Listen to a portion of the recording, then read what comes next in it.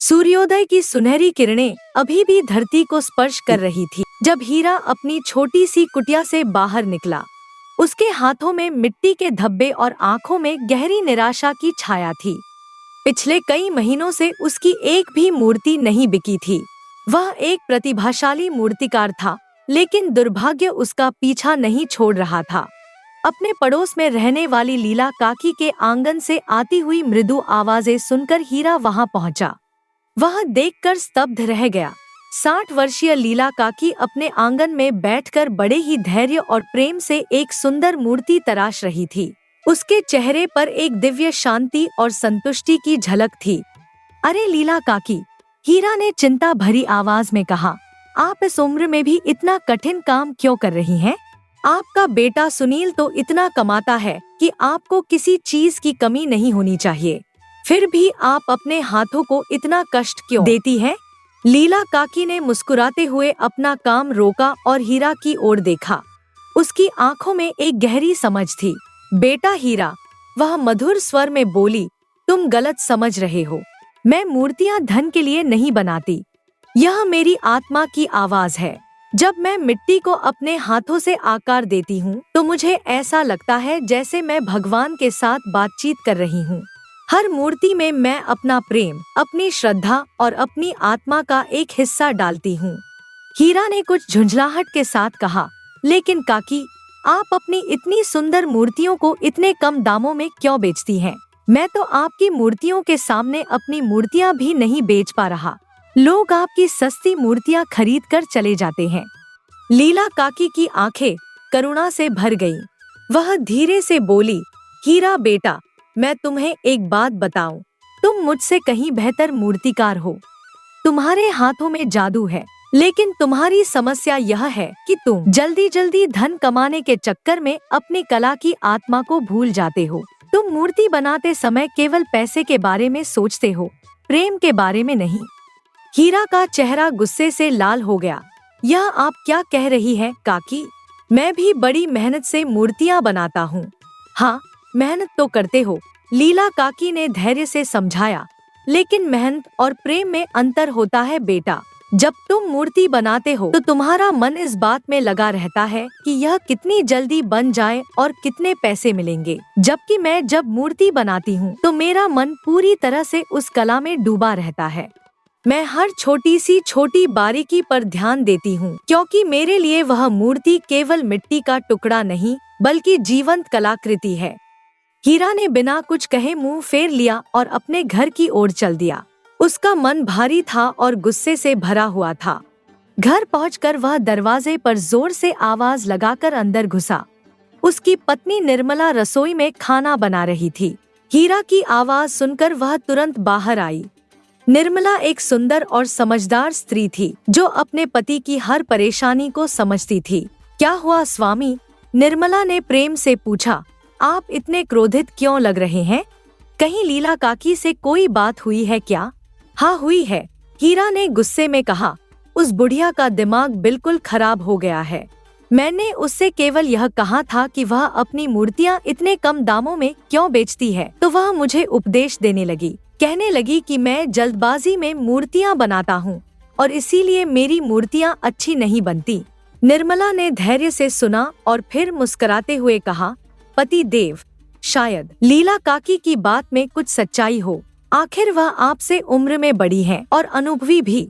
हो सकता है उन्होंने आपकी भलाई के लिए ही कुछ कहा हो। भलाई? हीरा का गुस्सा और बढ़ गया। निर्मला, तुम भी उसका साथ दे रही हो?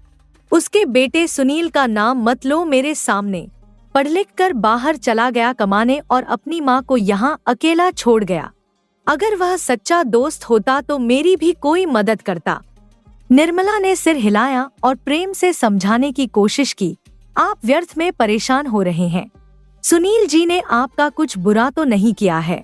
वह अपना काम कर रहे हैं और अपनी माँ का भी ख्याल रखते हैं। लेकिन हीरा का मन इतना परेशान था कि वह किसी की बात सुनने को तैयार नहीं था। इसी बीच निर्मला को याद आया कि उसे हीरा को अपने परिवार की पुरानी परंपरा के बारे में बताना चाहिए। उसका चेहरा अचानक गंभीर हो गया। स्वामी, निर्मला ने धीरे से कहा, मुझे लगता है आपकी परेशानी का कारण कुछ और भी है। आपको याद है ना, कुछ महीने पहले हमारे परिवार की परंपरा के अनुसार आपने देवी माँ के लिए एक विशेष मूर्ति बनाई थी। हीरा का चेहरा एकदम से उदास हो गया। वह घटना उसे बहुत परेशान करती थी। हाँ, उसने दुखी स्वर में कहा, हमारे परिवार में यह नियम है कि हर 11 साल में अमावस्या के दिन घर का मुख्य मूर्तिकार देवी माँ के लिए एक विशेष मूर्ति बनाता है। यह मूर्ति पूरे प्रेम और श्रद्धा के साथ बनाई जाती है और देवी माँ को भेंट की जाती है। निर्मला ने आगे कहानी जारी रखी, लेकिन इस परंपरा का एक बहुत महत्वपूर्ण नियम यह है कि मूर्ति को कभी भी जमीन पर नहीं रखना चाहिए। अगर मूर्ति जमीन को छू जाए तो वह अपवित्र हो जाती है। हीरा की आंखें नम हो गईं। हाँ, मैंने बहुत सावधानी से वह मूर्ति बनाई थी। पूरे 3 दिन मैंने बिना खाए पिए उस पर काम किया था। मैंने उसे मेज पर रखा था, लेकिन उसकी आवाज रुंध गई। लेकिन अचानक एक चिड़िया आई और उस मूर्ति को गिरा दिया। निर्मला ने उसकी बात पूरी की। मूर्ति टूटी तो नहीं, लेकिन जमीन को छूने से वह अपवित्र हो गई। उस दिन से आपका मन बैठा हुआ है। आपको लगता है कि देवी माँ हमसे नाराज हो गई है। हीरा ने गहरी सांस ली।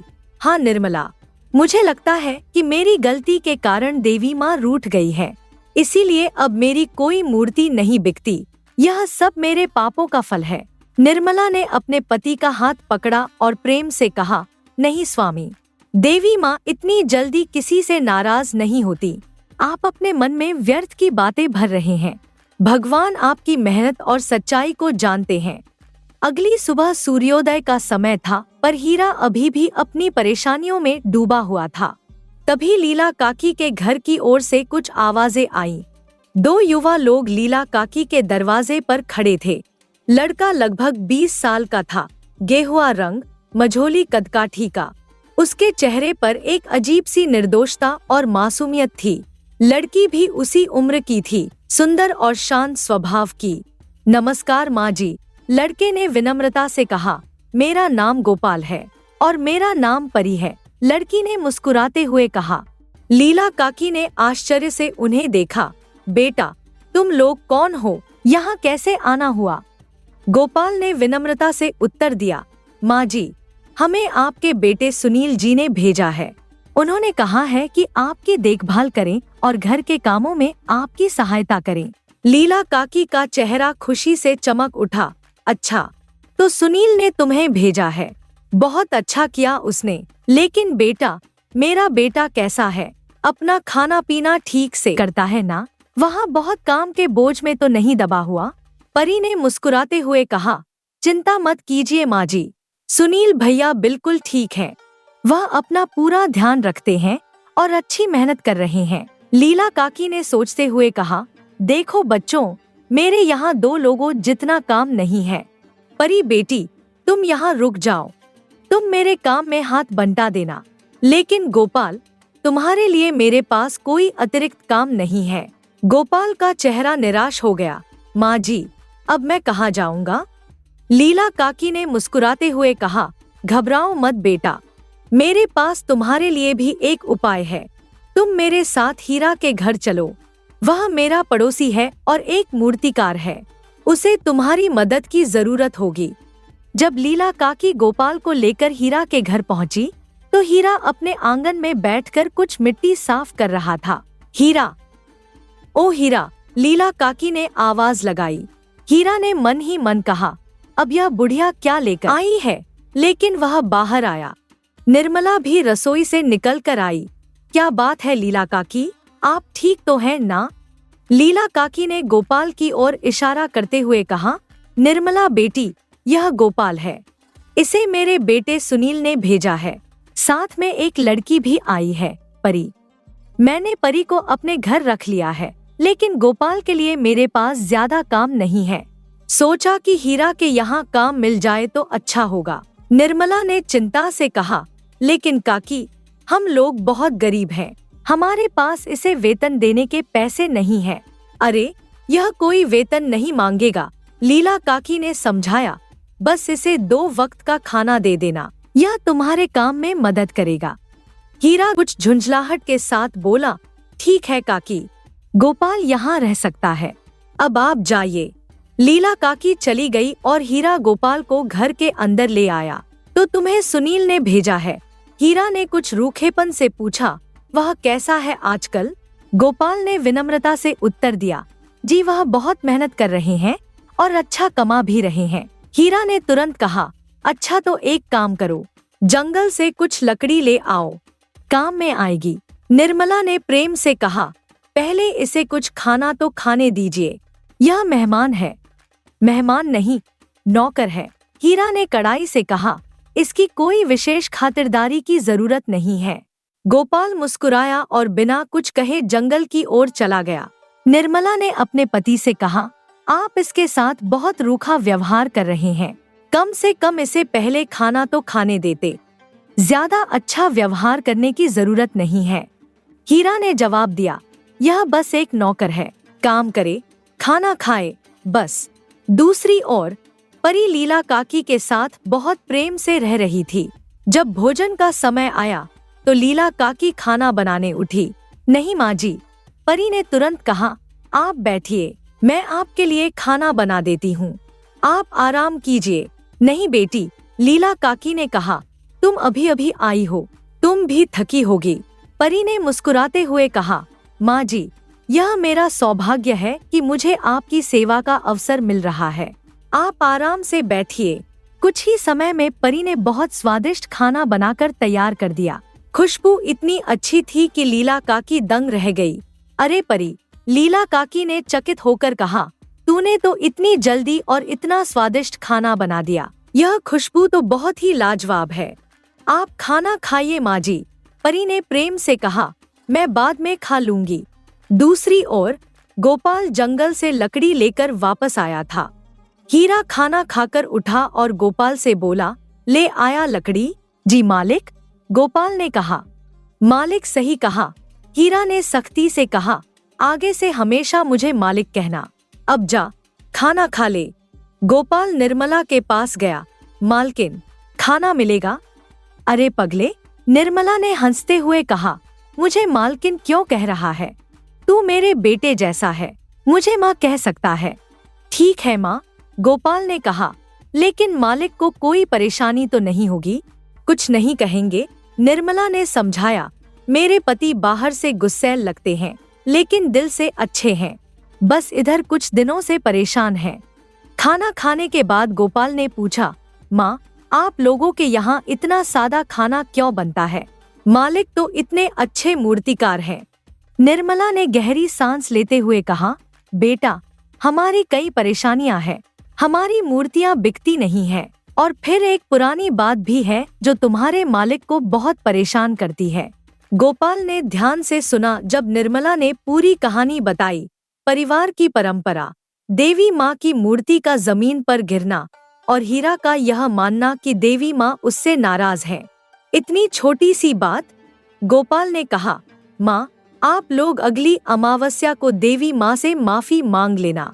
नहीं बेटा, निर्मला ने उदासी से कहा, यह अमावस्या अभी कुछ समय पहले ही गई है, अब अगले 11 साल बाद आएगी, तब तक पता नहीं क्या होगा। रात में जब सभी सो गए तो एक अजीब घटना घटी। जहाँ हीरा की मूर्तियाँ रखी थी, वहाँ एक रहस्यमय चमकती हुई रोशनी आई और मूर्तियों के ऊपर मंडराने लगी, फिर वह गायब हो गई। अगली सुबह हीरा जल्दी उठा और गोपाल को जगाया। उठ कामचोर, क्या दिन भर सोता रहेगा? जी मालिक, गोपाल ने तुरंत उठते हुए कहा। तभी बाहर से एक बुजुर्ग व्यक्ति की आवाज आई, भगवान सबका भला करे। हीरा बाहर गया तो देखा कि एक साधु संत खड़े हैं। बाबा, हीरा ने दुखी स्वर में कहा, मेरे पास आपको देने के लिए कुछ नहीं है। साधु ने मुस्कुराते हुए कहा, बच्चे, मैं तेरा चेहरा देखकर समझ गया हूँ कि तू बहुत परेशान है। हाँ बाबा, हीरा ने सच कहा, मेरे घर में धन का नामो निशान नहीं है, जो कुछ था वह भी खत्म हो गया, मेरी मूर्तियाँ भी नहीं बिकती। साधु ने गंभीरता से कहा, सुन बच्चे, मुझे हाल ही में पता चला है कि लगभग 101 वर्षों में एक बार 2 नक्षत्र आपस में मिलते हैं। उस समय पृथ्वी पर दिव्य वर्षा होती है। अगर यह पानी किसी 200 साल पुराने कुएं में गिरे और कोई व्यक्ति उसमें अपना कुछ सामान डाले तो उसकी इच्छाएं पूरी होती है। तभी गांव का मोहनलाल नाम का व्यक्ति वहां आया। अरे हीरा भाई, मोहनलाल ने कहा, सुबह सुबह इन बाबा के साथ क्या कर रहे हो? हीरा ने साधु की पूरी बात मोहनलाल को बताई। मोहनलाल हंसकर बोला, अरे हीरा, यह सब ढोंगी बाबा होते हैं, इनकी बातों में मत आना, यह सब अंधविश्वास है। मुझे तो सच लग रहा है। हीरा ने कहा। देखा, मोहनलाल ने साधु से कहा, बाबा, आपको तो यह भी नहीं पता होगा कि यह घटना कब होगी या हो चुकी है। साधु ने शांति से कहा, मुझे समय का ठीक पता नहीं है। मैंने सोचा था कि यह बात बताने से इस बच्चे के मन में आशा जगेगी। ढोंगी बाबा, मोहनलाल गुस्से में बोला, सच बताओ, तुम हीरा भाई को क्यों बेवकूफ बना रहे थे? वास्तव में, साधु ने सच कहा, मुझे लगा कि यह कहानी सुनकर यह खुश होगा और मुझे कुछ भिक्षा दे देगा। निकलो यहाँ से, मोहनलाल ने कहा, तुम जैसे लोगों की वजह से हमारा साधु संतों पर से भरोसा उठ गया है। साधु चला गया। हीरा भाई, मोहनलाल ने कहा, वैसे मुझे आपसे 2 मूर्तियां चाहिए थी। हीरा का चेहरा खुशी से चमक उठा। कई महीनों बाद किसी ने उसकी मूर्तियां मांगी थी। अभी लाता हूँ मोहनलाल भाई, हीरा ने उत्साह से कहा। मोहनलाल ने मूर्तियां खरीदीं और पैसे देकर चला गया। हीरा खुशी से निर्मला के पास दौड़ा। निर्मला, आज मैं बहुत खुश हूँ। इतने दिनों बाद मेरी मूर्तियां बिकी हैं।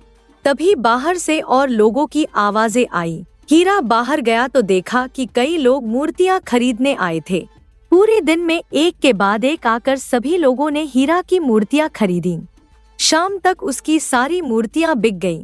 निर्मला, हीरा ने रोमांचित होकर कहा, आज का दिन मेरे लिए किसी चमत्कार से कम नहीं है। एक ही दिन में मेरी सारी मूर्तियां बिक गईं। निर्मला मुस्कुराकर बोली, देखा, मैं कहती थी ना, भगवान के घर देर है, अंधेर नहीं। आपको अपनी मेहनत पर भरोसा रखना चाहिए था। तुम सही कह रही थी। हीरा ने स्वीकार किया। अब मुझे रात भर जागकर और मूर्तियां बनानी होंगी। कुछ लोगों को आज मूर्तियां नहीं मिल पाईं। उन्होंने कल के लिए ऑर्डर दिया है। हीरा बाहर गया तो उसने देखा कि दूर से एक दूसरे साधु अपने घर और लीला काकी के घर को गौर से देख रहे थे। हीरा साधु के पास गया। क्या बात है बाबा, आप क्या देख रहे हैं? साधु ने गंभीरता से कहा, बेटा, मैं यहाँ से गुजर रहा था तो मुझे इन दोनों घरों से किसी दिव्य शक्ति के आने का आभास हुआ है। इतना कहकर साधु चले गए। हीरा ने सोचा, पता नहीं यह भी कोई ढोंगी बाबा था या सच कह रहा था। चलो, अब मुझे काम पर ध्यान देना चाहिए। हीरा रात भर मूर्तियां बनाने में व्यस्त रहा। वह इतना मगन था कि उसे खाने पीने का भी होश नहीं रहा। आधी रात के बाद वह काम करते करते वहीं सो गया। दूसरी ओर लीला काकी परी के साथ खाना खा रही थी। परी बेटी, लीला काकी ने प्रेम से कहा, आज हीरा बहुत खुश लग रहा था। पूरे दिन उसकी मूर्तियां बिकती रहीं। हाँ माँ जी, परी ने मुस्कुराते हुए कहा, यह बहुत अच्छी बात है। वैसे 2 दिन बाद आपका बेटा आने वाला है ना? हाँ बेटी, लीला काकी ने खुशी से कहा, सुनील आ रहा है। बहुत दिनों बाद मेरा बेटा घर आएगा। आप आराम से खाना खाकर सो जाइए। परी ने कहा, मैं बचे हुए काम निपटाकर सो जाऊंगी। अगली सुबह जब हीरा की नींद खुली तो उसने खुद को घर के अंदर पलंग पर पाया। हे भगवान, हीरा घबराकर उठा। यह मैं यहाँ कैसे आया? मेरी तो मूर्तियाँ भी नहीं बनी। अब मैं लोगों को क्या दूंगा? निर्मला मुस्कुराकर बोली, चिंता मत कीजिए, जरा बाहर जाकर देखिए। हीरा बाहर गया तो हैरानी से देखा कि वहाँ बहुत सारी सुंदर मूर्तियाँ तैयार रखी थी। गोपाल उन मूर्तियों के पास खड़ा था। यह सब किसने बनाया? हीरा ने आश्चर्य से पूछा। गोपाल ने बनाई है, निर्मला ने बताया। हीरा गोपाल के पास गया। उसे बहुत शर्म आई। गोपाल, हीरा ने भावुक होकर कहा, मुझे माफ कर दो। मैंने तुम्हारे साथ बहुत बुरा व्यवहार किया था। आज से तुम मुझे भाई कहना। ठीक है भाई, गोपाल ने मुस्कुराकर कहा। जल्दी ही लोग मूर्तियां खरीदने आने लगे। हीरा और गोपाल मिलकर ग्राहकों की सेवा करने लगे। शाम तक सारी मूर्तियां बिक गईं। आप दोनों बैठिए, निर्मला ने कहा। मैं खाना परोसती हूँ। आप दोनों ने बहुत मेहनत की है। नहीं निर्मला, हीरा ने कहा, आज मुझसे ज्यादा मेहनत तो गोपाल ने की है। निर्मला ने खुशी से कहा, लगता है आपका पहले जैसा जोश वापस आ गया है। हाँ, हीरा ने कहा, आज गोपाल से मैंने सीखा है कि अगर खुद पर भरोसा हो तो इंसान कुछ भी कर सकता है। सभी ने खाना खाया और आराम से सो गए। अगली सुबह जब हीरा उठा तो गोपाल कहीं नजर नहीं आया। निर्मला, हीरा ने पूछा, गोपाल कहाँ गया? मुझे भी नहीं पता, निर्मला ने जवाब दिया।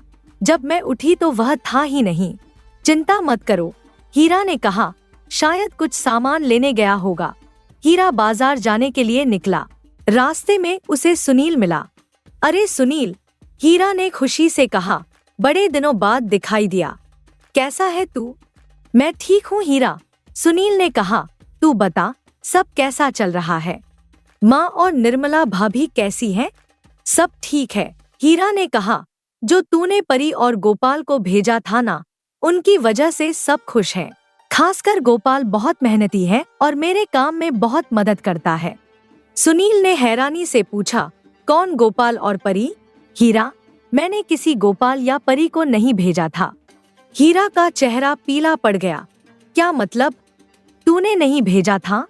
बिल्कुल नहीं, सुनील ने साफ कहा। मैं तो अभी पहली बार घर आया हूँ। यह कैसे हो सकता है? हीरा परेशान हो गया। चल मेरे साथ घर चल, अभी पता लगाते हैं। दोनों हीरा के घर पहुँचे। सुनील को देखकर लीला काकी बहुत खुश हुई। अरे बेटा, लीला काकी ने आलिंगन करते हुए कहा, तू आ गया। कैसा है? तूने जो परी को भेजा था वह बहुत अच्छी लड़की है, मेरी बहुत सेवा करती है। माँ, सुनील ने हैरानी से कहा, मैंने किसी परी को नहीं भेजा था। लीला काकी का चेहरा आश्चर्य से भर गया। क्या तूने नहीं भेजा था? परी कहाँ है? सुनील ने पूछा। उसे बुलाओ। वह तो सुबह से दिखाई नहीं दी, लीला काकी ने कहा। हीरा को और भी चिंता हुई। गोपाल भी सुबह से गायब है। यह क्या हो रहा है? चलो मेरे घर चलते हैं, हीरा ने कहा। शायद गोपाल वहां लौट आया हो। सभी हीरा के घर गए, लेकिन गोपाल वहां भी नहीं था। अगर सुनील ने इन्हें नहीं भेजा था, हीरा सोचने लगा, तो ये दोनों कौन थे और इतने दिनों तक हमारे साथ क्यों रहे? तभी हीरा को कल वाले साधु की बात याद आई। वह साधु? हीरा ने कहा, कल एक साधु कह रहा था कि हमारे घरों से दिव्य शक्ति का आभास हो रहा है। शायद वह कुछ जानता हो। कौन साधु? सुनील ने पूछा। चलो सबको साथ लेकर उसे ढूंढते हैं, हीरा ने कहा।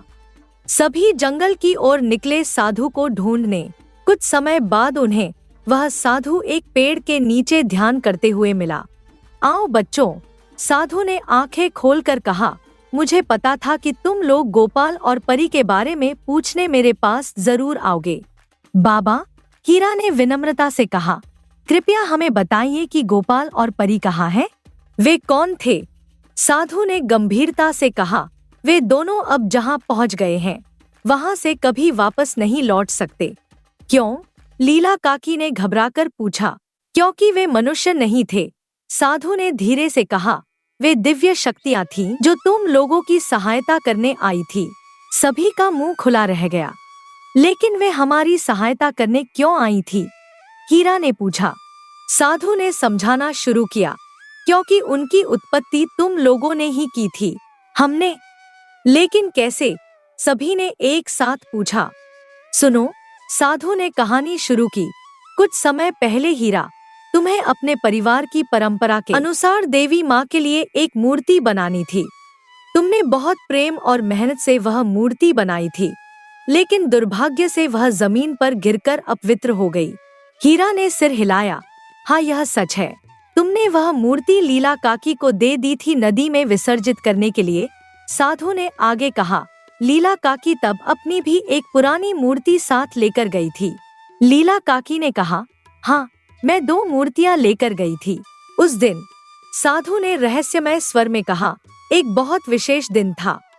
101 साल बाद 2 नक्षत्र मिले थे। जब तुम जंगल में पहुंची थी तो बहुत तेज आंधी और बारिश हो रही थी।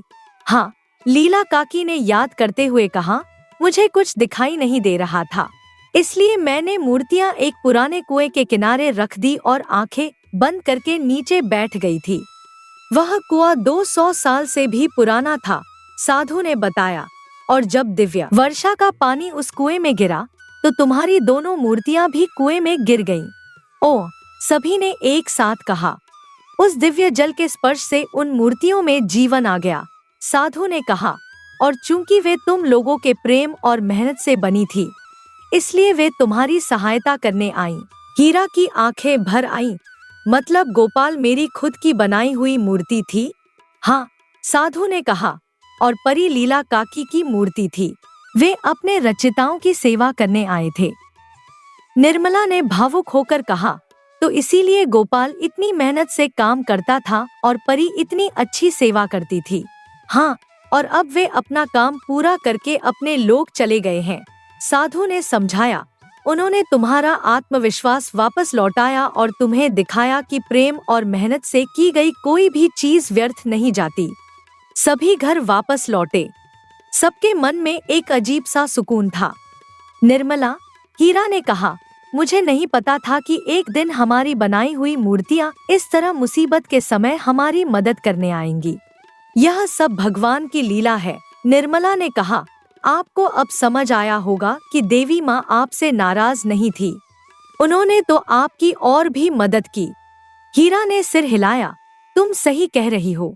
अब मैं समझ गया हूँ कि कला में सबसे महत्वपूर्ण चीज प्रेम है, पैसा नहीं। लीला काकी भी बहुत प्रभावित थी। हीरा बेटा, उन्होंने कहा, अब तुमने जान लिया है कि सच्ची कला क्या होती है। हाँ काकी, हीरा ने विनम्रता से कहा, मुझे खुशी है कि मैंने आपकी बात नहीं मानी थी, वरना मैं कभी यह सब नहीं सीख पाता। सुनील ने कहा, माँ, अब मैं कुछ दिन यहाँ रुकूंगा, आपकी देखभाल करूंगा। बेटा, लीला काकी ने खुशी से कहा, लेकिन तेरा काम? काम तो चलता रहेगा।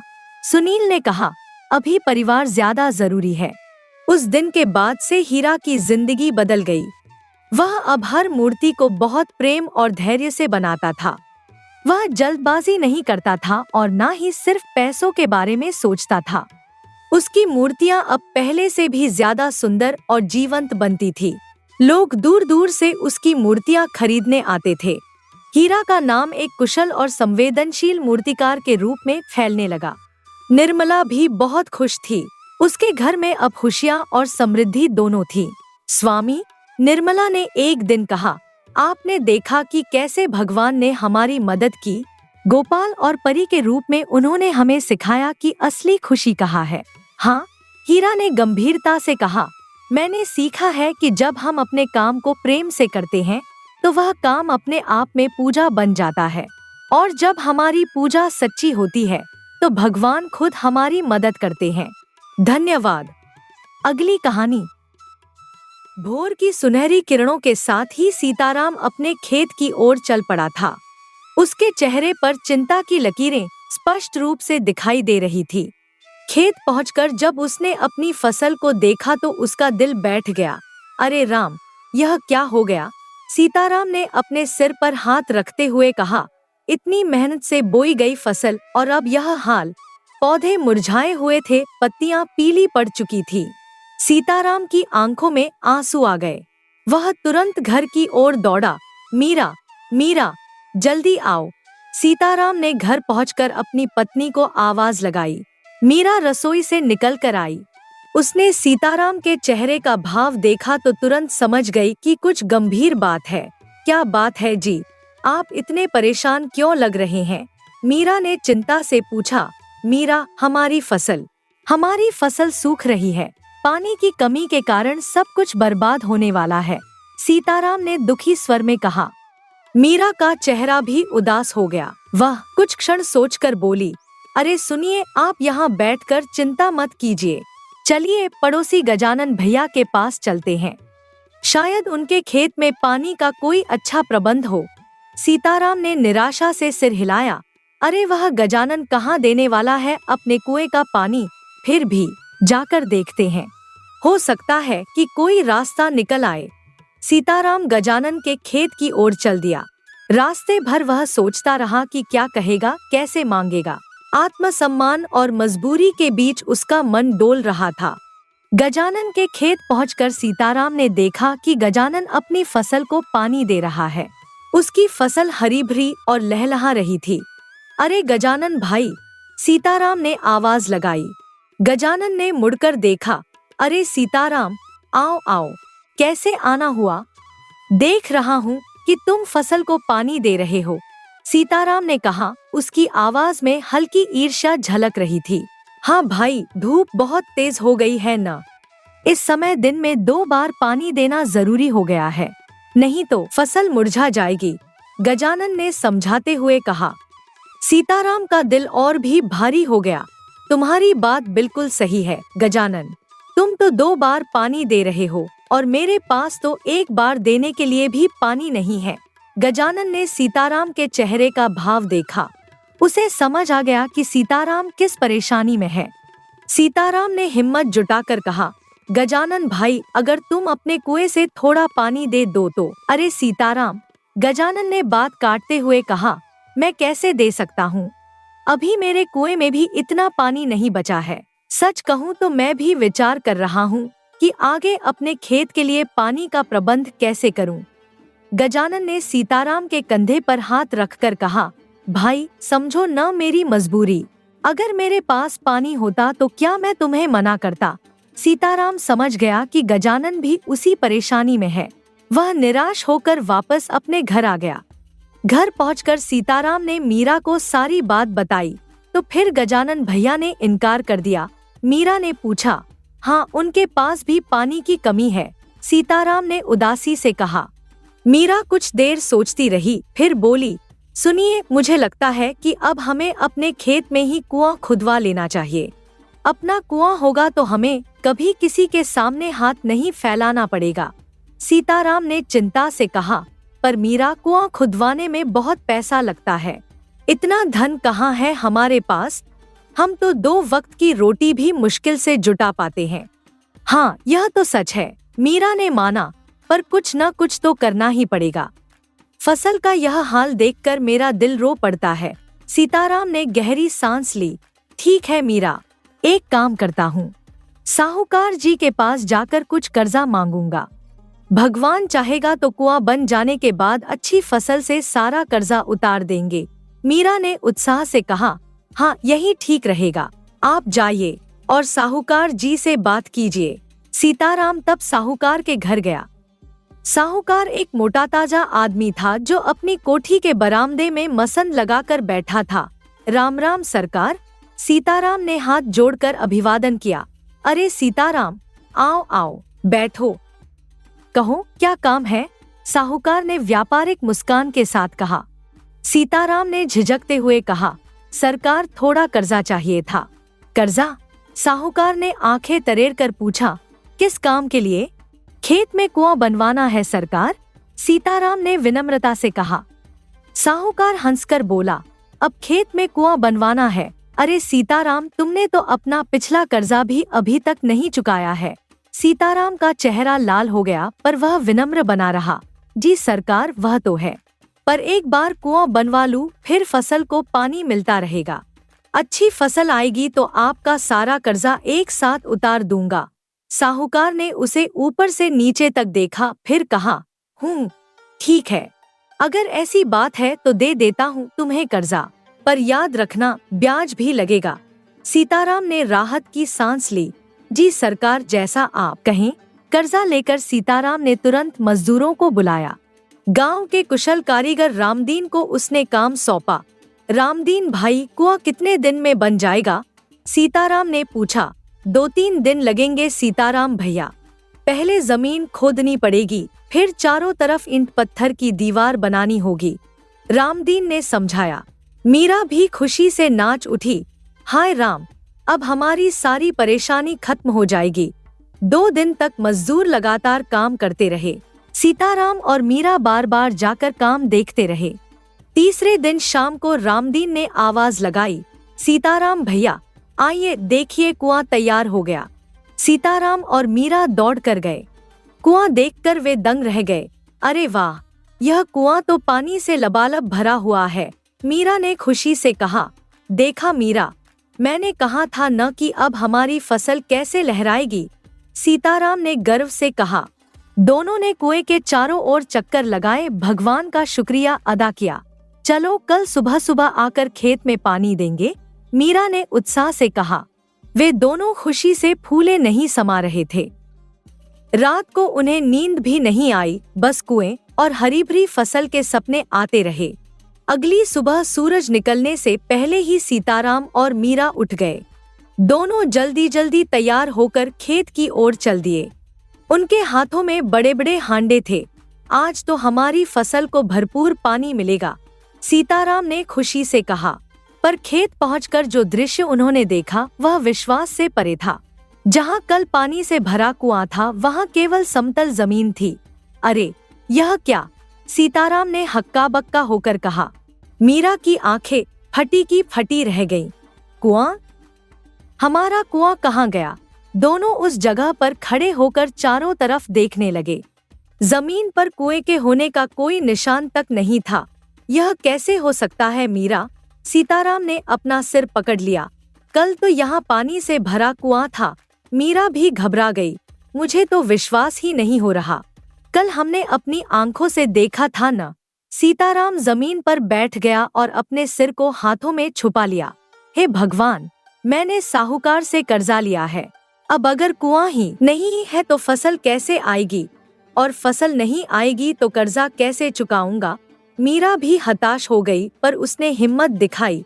सुनिए, आप घबराइए मत, चलिए महाराज के पास, शायद उन्हें कुछ पता हो। महाराज के पास जाकर क्या कहूँगा मीरा? सीताराम ने दुखी होकर कहा कि मेरा कुआं चोरी हो गया है। जी हाँ, और क्या कहेंगे? मीरा ने दृढ़ता से कहा। हमने इतनी मेहनत और पैसा लगाकर कुआं बनवाया था, अब वह अपनी जगह पर नहीं है तो इसका मतलब यही है कि किसी ने इसे चुराया है, सीताराम ने संदेह से कहा। पर कुआं चोरी कैसे हो सकता है? लोग मेरा मजाक उड़ाएंगे। वह सब जाने दीजिए, मीरा ने समझाया।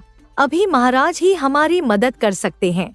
सीताराम डरते डरते महाराज नंद के राज दरबार में पहुंचा। दरबार में कई दरबारी बैठे थे। महाराज की जय हो, सीताराम ने हाथ जोड़कर कहा। महाराज नंद एक न्यायप्रिय और दयालु राजा थे। उन्होंने मुस्कुराकर कहा, कहो सीताराम, क्या समस्या है तुम्हारी? सीताराम ने हिचकिचाकर कहा, महाराज, मेरा कुआं चोरी हो गया है। दरबार में सन्नाटा छा गया। फिर एकाएक सभी दरबारी हंसने लगे। कुआं चोरी हुआ है? महाराज ने आश्चर्य से पूछा। यह कैसी विचित्र बात कह रहे हो तुम? मुख्यमंत्री ने व्यंग्य से कहा। महाराज, यह व्यक्ति कोई मानसिक रोगी लगता है। कुआं भला कैसे चोरी हो सकता है? सीताराम ने विनम्रता से कहा। महाराज, मैं सच बोल रहा हूँ। 2 दिन पहले मैंने मजदूर लगाकर अपने खेत में कुआं बनवाया था। कल रात तक वह पानी से भरा हुआ था, पर आज सुबह जब मैं और मेरी पत्नी खेत में गए तो कुआं वहाँ नहीं था।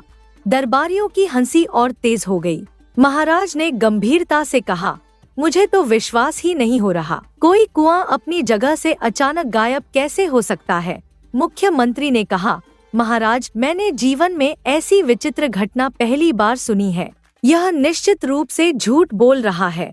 सीताराम ने गिड़गिड़ाकर कहा, नहीं महाराज, मैं एक गरीब किसान हूँ, झूठ क्यों बोलूँगा? आप चाहें तो साहूकार जी से पूछ लीजिए, मैंने उनसे कुआं बनाने के लिए कर्जा भी लिया था। महाराज ने सोचकर कहा, महामंत्री जी, साहूकार को दरबार में बुलाइए। कुछ देर बाद साहूकार आया। साहूकार जी, बताइए कि इस किसान ने कुछ दिन पहले आपसे कुआं बनाने के लिए कर्जा मांगा था? महाराज ने पूछा। जी हाँ महाराज, साहूकार ने कहा। यह कुछ दिन पहले मेरे पास आया था, कह रहा था कि खेत में कुआं बनवाना है। मैंने इसे कर्जा दिया था। सीताराम ने उत्साह से कहा, देखिए महाराज, मैंने सच कहा था। महाराज ने महामंत्री से कहा, आप स्वयं इस किसान के खेत पर जाकर जांच कीजिए। महामंत्री सीताराम के साथ उसके खेत पर गए। उन्होंने पूरे खेत का बारीकी से निरीक्षण किया, मिट्टी को देखा, आसपास के इलाके की जांच की। महामंत्री ने खुद से कहा, अगर यहाँ 2 दिन पहले कुआं खुदा होता तो मिट्टी के ढेर होते, खुदाई के निशान होते, पर यहाँ तो कुछ भी नहीं है। वापस दरबार में आकर महामंत्री ने कहा, महाराज, मैंने उस किसान के खेत का पूरा निरीक्षण किया, वहाँ कुआं बनने के कोई चिन्ह नहीं मिले। समझ नहीं आ रहा कि यह किसान हमसे झूठ क्यों बोल रहा है। महाराज ने चिंता से कहा, यह मामला बहुत विचित्र है। महामंत्री जी, इस किसान पर नजर रखिए। शाम हो चुकी थी। सीताराम और मीरा अभी भी अपने खेत में बैठे थे, सोच रहे थे कि क्या करें। अचानक अंधेरा होते ही एक चमत्कार हुआ। उसी स्थान पर कुआं फिर से प्रकट हो गया जहां पहले था। पानी छलछला रहा था। अरे, मीरा चीखी, कुआं वापस आ गया। सीताराम की आंखें फटी रह गईं। यह क्या हो रहा है? अब जो भी हो, पहले फसल को पानी दे देते हैं, मीरा ने कहा। दोनों भागकर कुएं के पास गए। सीताराम ने हांडा रस्सी से बांधकर कुएं में डाला। जब उसने हांडा ऊपर खींचा तो वह बिल्कुल खाली था। यह क्या बात है? सीताराम ने हैरानी से कहा। कुएं में इतना पानी भरा है, फिर भी हांडा खाली कैसे है? मीरा ने कहा, रुकिए, मैं कोशिश करती हूँ। मीरा ने भी हांडा कुएं में डाला, पर वह भी खाली निकला। अब दोनों डर गए। सुनिए, मीरा ने घबराकर कहा, यह कुछ अजीब है। हमें इस कुएं से दूर रहना चाहिए। मुझे भी समझ नहीं आ रहा कि यह सब क्या हो रहा है। सीताराम ने कहा, चलो अभी घर चलते हैं। अगले दिन फिर कुआं गायब था। अब सीताराम और मीरा की समझ में आ गया कि यह कोई साधारण बात नहीं है। मीरा, हमें किसी ज्ञानी की सलाह लेनी चाहिए। सीताराम ने कहा, हाँ, वन में एक साधु बाबा रहते हैं। सुना है कि उन्हें तीनों कालों का ज्ञान है। मीरा ने सुझाव दिया। दोनों वन में गए और साधु के आश्रम पहुँचे। साधु एक वृद्ध संत थे जिनकी आंखों में अद्भुत तेज था। साधु बाबा, हमारी रक्षा कीजिए। सीताराम ने हाथ जोड़कर कहा, क्या हुआ पुत्र? कहो, क्या परेशानी है? साधु ने मुस्कुराकर पूछा। सीताराम ने पूरी कहानी विस्तार से बताई। साधु ने गहरी सांस लेकर कहा, पुत्र, हमारे इस जन्म में जो भी अनुभव आते हैं, उनकी जड़ें हमारे पिछले कई जन्मों से जुड़ी होती हैं। तुम्हारे साथ जो विचित्र घटना हो रही है, उसका संबंध तुम्हारे पूर्व जन्म से है। पूर्व जन्म से? सीताराम ने आश्चर्य से पूछा। साधु ने अपनी आंखें बंद की और ध्यान लगाया। फिर बोले, तुम्हारे पिछले जन्म में तुम एक बहुत बड़े साहूकार थे और तब तुम्हारा नाम साहूकार करोड़मल था। उस समय तुम्हारे पास बहुत धन था और बड़े बड़े खेत थे। साधु ने आगे कहा, तुम्हारे खेत में एक विशाल कुआं था।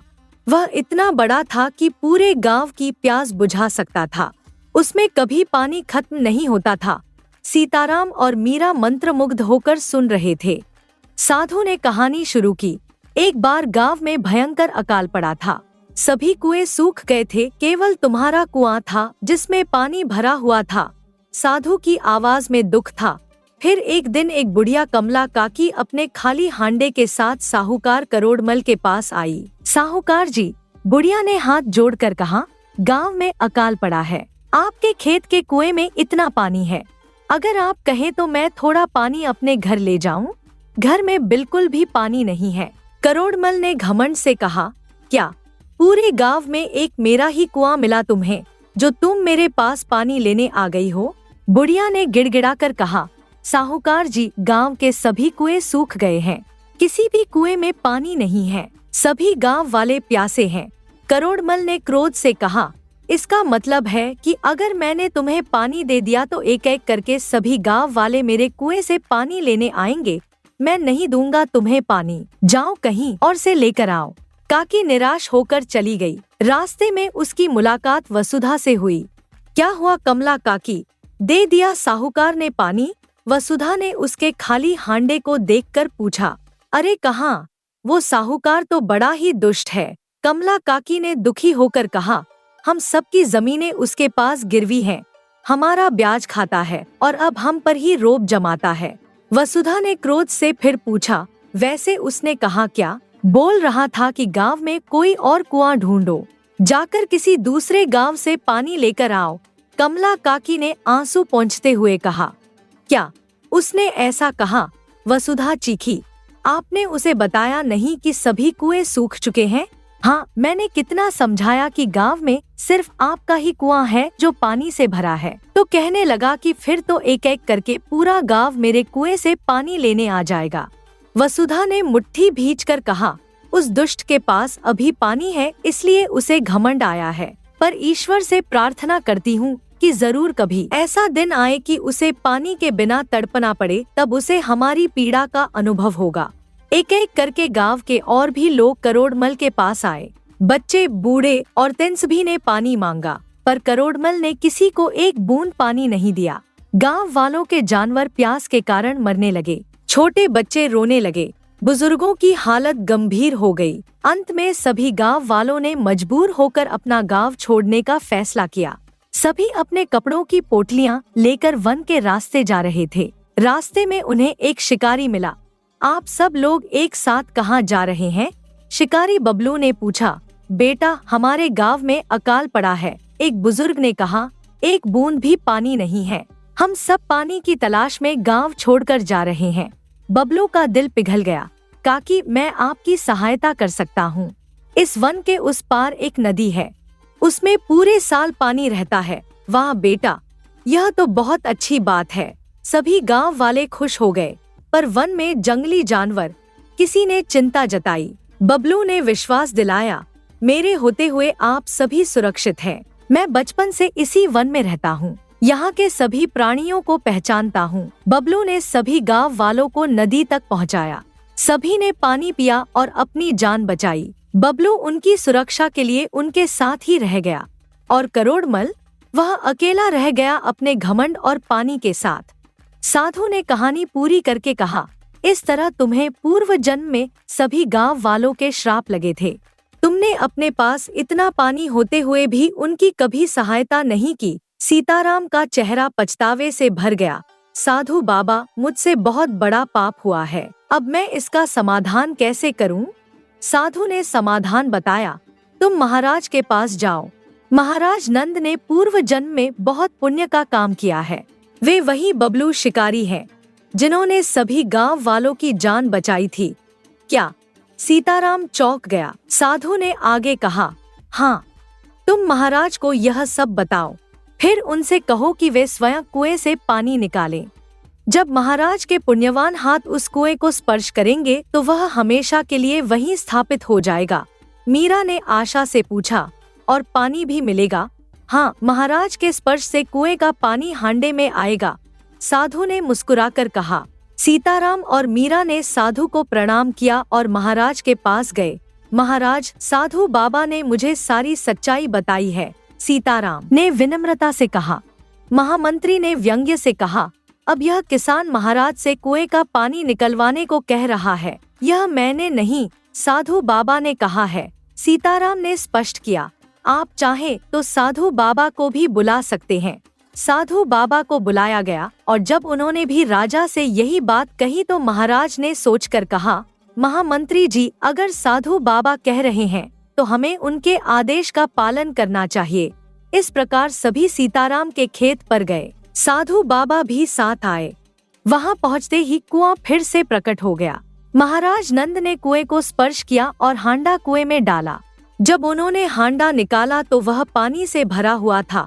अरे, यह तो चमत्कार हो गया, सीताराम खुशी से चीखा। साधु ने समझाया, यह चमत्कार नहीं पुत्र, तुम्हारे पिछले जन्मों के पापों का नाश हो गया है। महाराज ने पहले सभी गांव वालों को पानी दिया, फिर सीताराम की फसल पर पानी डाला।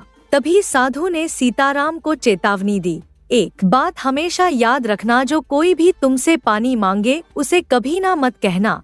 सीताराम ने हाथ जोड़कर कहा, जी साधु बाबा, जो गलती मैंने पूर्व जन्म में की थी, इस जन्म में वो गलती दोबारा नहीं करूँगा। इस घटना के बाद सीताराम का कुआं हमेशा पानी से भरा रहने लगा। उसकी फसल लहलहाने लगी। साहूकार का सारा कर्जा चुकाने के बाद भी उसके पास काफी पैसा बच गया। गांव के लोग जब भी पानी मांगने आते, सीताराम खुशी से देता। उसका घर हर समय लोगों से भरा रहता। एक दिन एक राहगीर आया, भाई, मुझे थोड़ा पानी मिलेगा? हाँ हाँ जरूर। सीताराम ने तुरंत उसे पानी दिया। मीरा मुस्कुराकर बोली, अब तो हमारे यहाँ कभी पानी की कमी नहीं होगी। और इस तरह पूर्व जन्म के पापों का प्रायश्चित करके सीताराम और मीरा खुशी से रहने लगे। धन्यवाद। अगली कहानी। सुबह का समय था। सूरज की सुनहरी किरणें पूरे गांव पर फैल रही थी। शशि अपने खेत की ओर जा रहा था। इस बार उसकी फसल बहुत अच्छी आई थी। हरे भरे खेत को देखकर उसका मन खुशी से भर जाता था। रास्ते में उसे पड़ोसी माधव मिला। अरे शशि भाई, इतनी सुबह सुबह कहाँ जा रहे हो? माधव ने पूछा। खेत जा रहा हूँ माधव, शशि ने गर्व से कहा। इस बार फसल इतनी अच्छी आई है कि 2-3 दिन में अनाज निकालकर बेच दूंगा। माधव ने खुशी से कहा। वाह, इस बार तो गांव के सभी किसानों की अच्छी फसल आई है। ऐसे हरे भरे खेत देखकर सच में मन प्रसन्न हो जाता है। सच कह रहे हो माधव, शशि ने भावुक होकर कहा। यह खेत हमारे लिए अपने बच्चे के समान होते हैं। इन्हें हम अपने खून पसीने से सींचते हैं। कुछ महीनों की मेहनत के बाद जब ऐसी फसल दिखती है तो खुशी का पार नहीं रहता। चलो आज मेरे पास समय है, माधव ने मित्रता दिखाते हुए कहा। तुम्हारी मदद कर देता हूँ। दोनों शशि के खेत में पहुँचे, पर वहाँ का दृश्य देखकर शशि का चेहरा उतर गया। अरे यह क्या? शशि चीखा। भागो भागो यहाँ से। खेत में सैकड़ों कौवे आकर अनाज के दाने खा रहे थे। अगर वे सभी दाने खा लेते तो पूरी फसल बर्बाद हो जाती। माधव, जल्दी इन कौवों को भगाना होगा, शशि ने घबराकर कहा। दोनों लाठी डंडे लेकर कौवों को भगाने लगे। शशि संभल कर, कहीं लाठी फसल पर न गिरे। माधव ने चेतावनी दी। हाँ, पर इन कौवों का तो कुछ करना पड़ेगा, शशि ने परेशानी से कहा। ये भाग जाएंगे पर थोड़ी देर बाद फिर आ जाएंगे। शशि ने सोचकर कहा, एक काम करता हूँ, घर से जाल लेकर आता हूँ। जाल बिछाकर इन कौवों को फंसा लेंगे। अच्छा विचार है, माधव ने सहमति दी। तुम जाओ, मैं यहाँ इन पर नजर रखता हूँ। शशि जाल लेकर आया और खेत में बिछा दिया। अब कौवे आकर इस जाल में फंस जाएंगे, शशि ने संतुष्टि से कहा। हाँ, अब हमें बार बार यहाँ नहीं आना पड़ेगा, माधव ने राहत से कहा। दोनों दूसरे काम करने चले गए। कुछ देर बाद शशि अकेला वापस आया। अब देखता हूँ कि कितने कौवे फंसे हैं, शशि ने मन में सोचा। अब इन्हें अच्छा सबक मिलेगा। पर जब वह जाल के पास पहुँचा तो देखा कि एक सुंदर कबूतरी जाल में फंसी हुई थी। उसके पैर में जाल के कारण घाव हो गया था। मुझे बचाओ, कबूतरी ने कहा। मैं गलती से इस जाल में फंस गई हूँ। मैंने तुम्हारी फसल को कोई नुकसान नहीं पहुँचाया है। शशि हैरान रह गया। तुम इंसानों की तरह बात कर सकती हो। हाँ, पर पहले मुझे इस जाल से निकालो, कबूतरी ने दर्द से कहा। शशि ने तुरंत कबूतरी को जाल से छुड़ाया। वह उसे घर ले गया और उसके घाव पर दवा लगाई। मैं समझ नहीं पा रहा कि तुम हमारी भाषा कैसे बोल सकती हो, शशि ने आश्चर्य से कहा। खैर, यह चावल के दाने खाओ, मैं खेत में काम करने जाता हूँ, कबूतरी ने कृतज्ञता से कहा। तुमने मेरी जान बचाई है शशि, मैं तुम्हारा एहसान कभी नहीं भूलूंगी। रात को शशि सो गया। सुबह जब वह उठा तो अपने बिस्तर पर सोने के सिक्के देखकर चौंक गया। अरे, ये सोने के सिक्के कहाँ से आए? शशि ने हैरानी से कहा। मैंने तुम्हें दिए हैं, कबूतरी ने कहा। पर तुम्हारे पास यह सोने के सिक्के कहाँ से आए? शशि ने पूछा। वह सब तुम्हें बाद में पता चल जाएगा, कबूतरी ने रहस्यमय अंदाज में कहा। अभी केवल इस बात से खुश हो जाओ कि तुम्हें रोज ये सिक्के मिलेंगे। रोज? शशि ने आश्चर्य से पूछा। हाँ, जितने चावल के दाने मैं खाऊंगी उतने सोने के सिक्के तुम्हें मिलेंगे, कबूतरी ने समझाया। शशि को विश्वास नहीं हो रहा था, पर सोने के सिक्के उसके हाथों में थे। अब तुम जाकर अपनी फसल काटो, कबूतरी ने कहा। आज तुम्हें बहुत काम करना है। कुछ दिनों में शशि ने फसल काट ली। कबूतरी रोज उसे सोने के सिक्के देती रही। अनाज बेचने से मिले पैसे और सोने के सिक्कों से शशि जल्दी ही धनवान बन गया। शशि ने अपना पुराना घर तुड़वाकर बड़ा घर बनवाया। एक रात पहले आया हुआ डाकू छुपकर शशि के नए घर को देख रहा था। वाह, यह तो बहुत धनवान बन गया है, डाकू ने मन में सोचा। उस दिन मैं अनाज चुराने आया था, इसने नहीं चुराने दिया, अब तो इसके घर में ही चोरी करूंगा, डाकू ने सोचा। पर पहले यह पता करना होगा कि यह अचानक इतना अमीर कैसे बन गया। अनाज बेचकर तो इतने पैसे नहीं आ सकते। अगले दिन शशि ने माधव को एक पोटली दी। यह क्या है शशि? माधव ने पूछा। खोल कर देखो, शशि ने मुस्कुराकर कहा। माधव ने पोटली खोली तो उसमें सोने के सिक्के थे। अरे, ये सोने के सिक्के कहाँ से आए और तुम मुझे क्यों दे रहे हो? माधव ने आश्चर्य से पूछा। मेरे पास जो कबूतरी है वह मुझे रोज सोने के सिक्के देती है, शशि ने बताया। जितने चावल के दाने वह खाती है उतने सिक्के सुबह मेरे बिस्तर पर होते हैं। यह कैसे संभव है? माधव ने हैरानी से कहा। पता नहीं दोस्त, शशि ने कहा, पर वह कबूतरी साधारण नहीं है, वह हमारी भाषा में बात भी करती है। पेड़ के पीछे छुपा डाकू यह सब सुन रहा था। तो यही बात है, डाकू ने मन में कहा। उस कबूतरी के कारण यह किसान अमीर बन रहा है। मैं उस कबूतरी को चुरा कर ले जाऊंगा। जब शशि खेत में था, डाकू उसके घर घुस गया और कबूतरी को पकड़ लिया। शाम को शशि घर आया तो कबूतरी नहीं मिली। माधव, माधव, शशि ने चिल्लाकर कहा। मेरी कबूतरी घर में कहीं नहीं है। अरे वह तो पंछी है, माधव ने समझाया। उड़ गई होगी। कब तक तुम्हारे घर में रहेगी?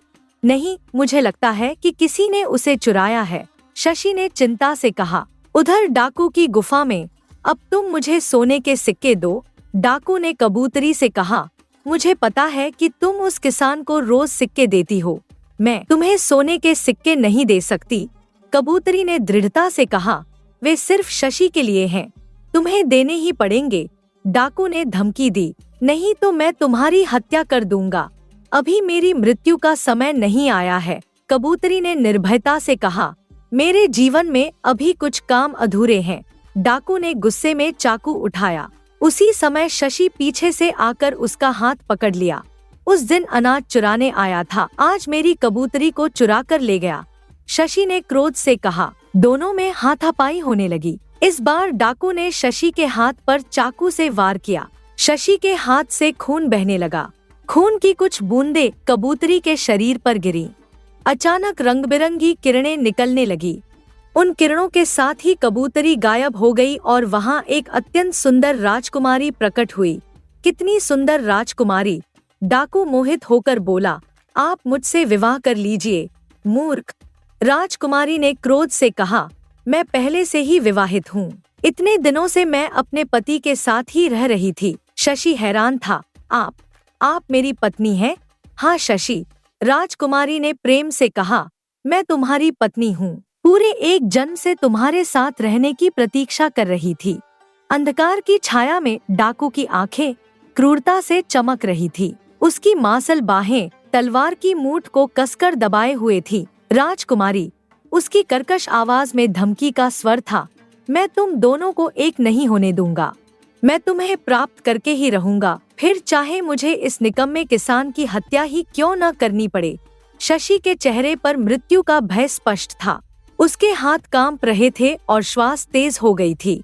राजकुमारी का हृदय तीव्र गति से धड़क रहा था, परंतु उसके चेहरे पर अनुभवी योद्धा जैसा धैर्य था। वह जानती थी कि एक गलत कदम और शशि की जान चली जाएगी। उसकी आंखों में एक चमक आई। एक योजना का जन्म हुआ था। नहीं, राजकुमारी ने अचानक करुण स्वर में कहा, तुम शशि की हत्या मत करना, मैं तुम्हारे साथ आने के लिए तैयार हूँ। यह सुनकर शशि का मुंह खुला का खुला रह गया। उसकी आंखों में अविश्वास और पीड़ा का मिश्रण था। यह तुम क्या कह रही हो राजकुमारी, तुम इसके साथ कैसे जा सकती हो? डाकू की आंखों में विजय की चमक आई। वह ठहाका मारकर हंसा। हा, देखा किसान, उसने खुद कहा है कि वो मेरे साथ आ रही है, अब उसे मैं पसंद आया हूँ। राजकुमारी ने धीरे धीरे डाकू की ओर कदम बढ़ाए। उसकी चाल में एक अजीब सा मोहक आकर्षण था, जैसे वह वास्तव में उसके प्रेम में पड़ गई हो। हाँ, तुम्हारा पराक्रम देखकर मेरा हृदय तुम्हारी ओर आकर्षित हो गया है। डाकू मुग्ध होकर उसे देखने लगा। अपनी सफलता के नशे में वह सावधानी भूल गया। वह शशि से बातें करने लगा। देखा किसान, औरतें वीर पुरुषों को ही पसंद करती हैं, तुम जैसे कमजोर आदमी को नहीं। इसी क्षण का राजकुमारी को इंतजार था। उसकी तेज नजर ने जमीन पर पड़ा हुआ चमकदार चाकू देखा था। एक बिजली की गति से वह झुकी, चाकू उठाया और डाकू के हृदय में वार कर दिया। आर्घ! डाकू की चीख पूरे जंगल में गूंज गई। उसकी आंखों में अविश्वास था, वह समझ ही नहीं पाया कि क्या हुआ। खून से लथपथ होकर वह जमीन पर गिर पड़ा। राजकुमारी ने ठंडे स्वर में कहा, इस दुष्ट डाकू को बातों में उलझाने के लिए मैंने ऐसा नाटक किया था। शशि अभी भी सदमे में था। उसकी सांसें तेज थी और आंखों में हजारों प्रश्न थे। तुमने मेरी जान बचाई, लेकिन यह सब मेरी कुछ समझ में नहीं आ रहा। पहले सोने के सिक्के, फिर तुम्हारा अचानक मनुष्य रूप में आना, और अब यह सब। राजकुमारी का चेहरा कोमल हो गया। उसकी आंखों में गहरा प्रेम था, मानो सदियों का प्रेम एक साथ उमड़ पड़ा हो। शशि, तुम्हारा और मेरा संबंध इस जन्म का नहीं, बल्कि पिछले जन्म से है। मैं तुम्हें सब विस्तार से समझाती हूँ। राजकुमारी उसके पास आकर बैठ गई। चांदनी में उसका चेहरा देवी के समान दिव्य लग रहा था। पिछले जन्म में तुम एक महान राजकुमार थे, राजकुमार अर्जुन। तुम्हारा राज्य बहुत समृद्ध था, प्रजा तुम्हें प्रेम करती थी, और मैं राजकुमारी सुमित्रा थी, पड़ोसी राज्य की राजकुमारी। शशि मंत्रमुग्ध होकर सुन रहा था। राजकुमारी की आवाज में जादू था, जैसे वह किसी स्वप्न की कहानी सुना रही हो। हमारा विवाह बड़े धूमधाम से हुआ था। दोनों राज्यों में खुशियां मनाई गई थी। हम दोनों एक दूसरे से अपार प्रेम करते थे। विवाह के कुछ ही दिन बाद एक सुनहरी सुबह हम वन विहार के लिए निकले थे। राजकुमारी की आंखों में अतीत की यादों की चमक आई। सुनिए राजकुमार, राजकुमारी सुमित्रा ने मधुर स्वर में कहा था, मुझे बहुत भूख लगी है। आप मेरे लिए कुछ मीठे फल तोड़कर लाइए न। राजकुमार अर्जुन का चेहरा प्रेम से दमक उठा था। अवश्य प्रिय, मैं अभी तुम्हारे लिए सबसे मीठे फल लेकर आता हूँ। उन्हें एक विशाल आम का पेड़ दिखाई दिया, जिस पर सुनहरे आम लटक रहे थे। सूर्य की किरणें उन पर पड़कर उन्हें और भी आकर्षक बना रही थी। लेकिन उस पेड़ के पीछे घने पत्तों की छाया में एक महान संत गंभीर तपस्या में लीन थे। उनका शरीर कई वर्षों की तपस्या से सूखकर काठ के समान हो गया था।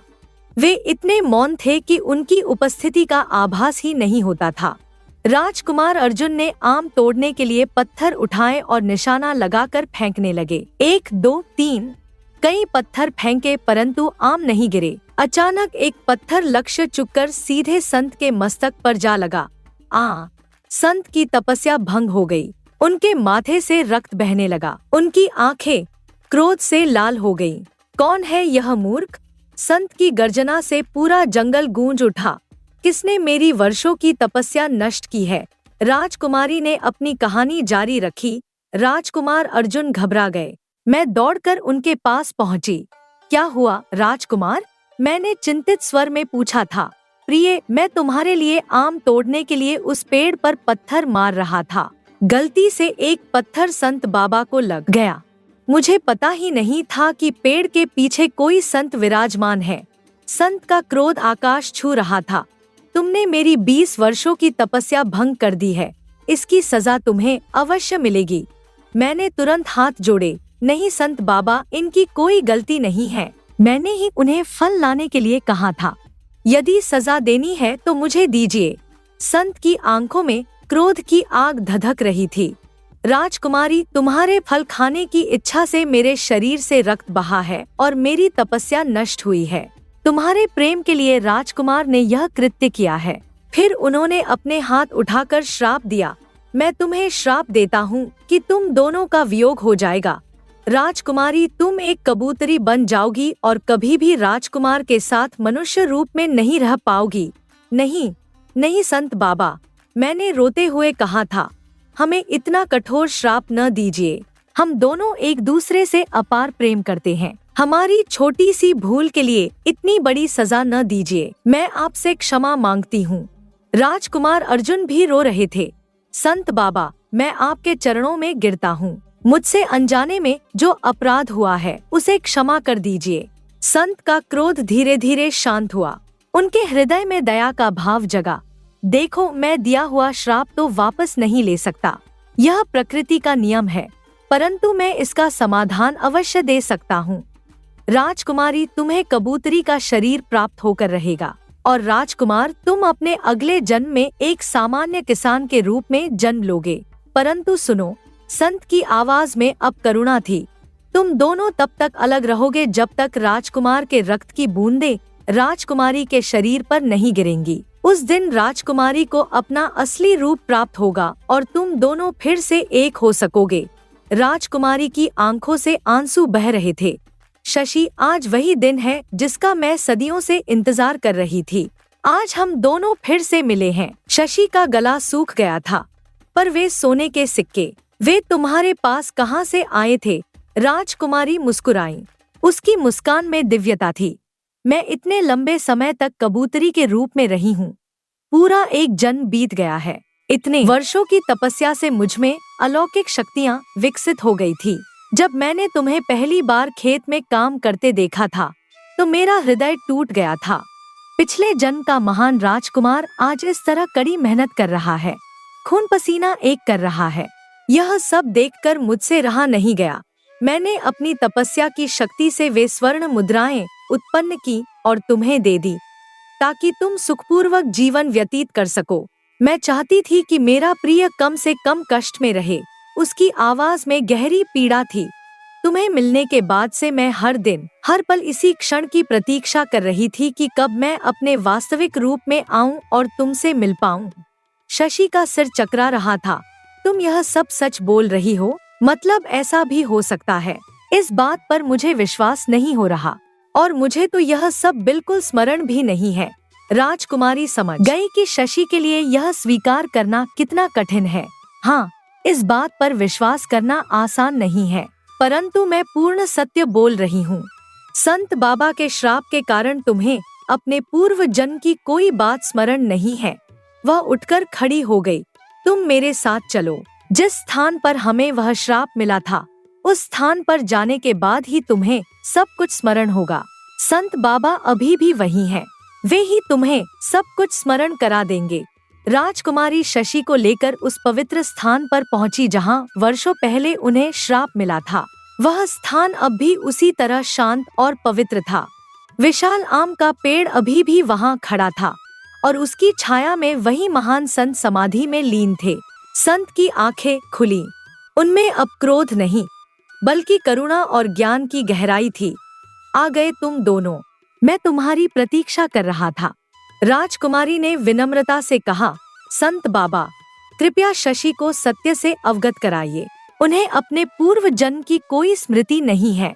संत ने गंभीर स्वर में कहा, शशि, राजकुमारी पूर्ण सत्य बोल रही है। यदि फिर भी तुम्हें विश्वास नहीं है तो मेरी आंखों में देखो। मेरी आंखों में तुम्हें वह सब दिखाई देगा जो तुम्हारे पिछले जन्म में घटित हुआ था। शशि ने कांपते हुए संत की आंखों में देखा। अचानक उसकी आंखों के सामने एक चमकदार प्रकाश फैला और फिर वह सब कुछ देखने लगा जैसे वह फिर से जी रहा हो।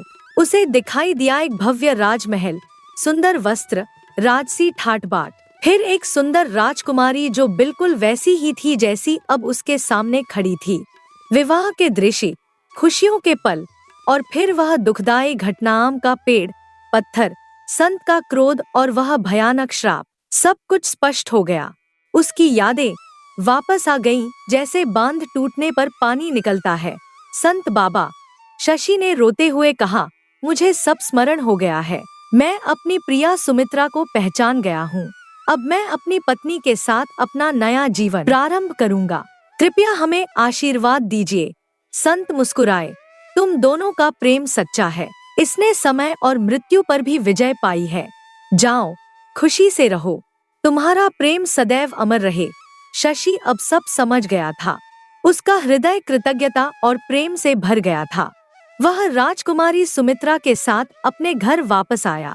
अब राजकुमारी भी एक सामान्य किसान की पत्नी की तरह शशि के साथ रहने लगी, परंतु उनका प्रेम अब पहले से कहीं अधिक गहरा और पवित्र हो गया था, क्योंकि यह जन्म जन्मांतर की परीक्षाओं से गुजरकर और भी निखरा था।